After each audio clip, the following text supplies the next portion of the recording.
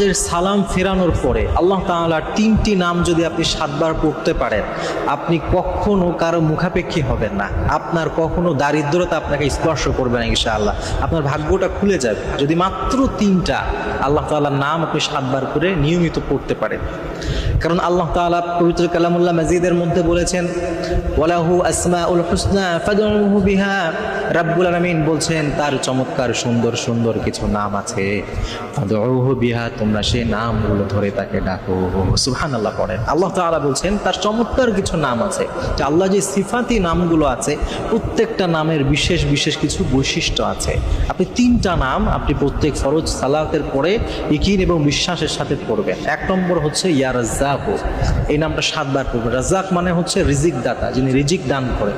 আল্লাহ তাআলা বলছেন ইন্নাল্লাহা হুয়ার রাজ্জাক, তিনি রিজিক দান করেন। তো আপনি 1 নম্বরে আল্লাহ তাআলার ইয়া রাজ্জাক নামটি পড়বেন। 2 নম্বরে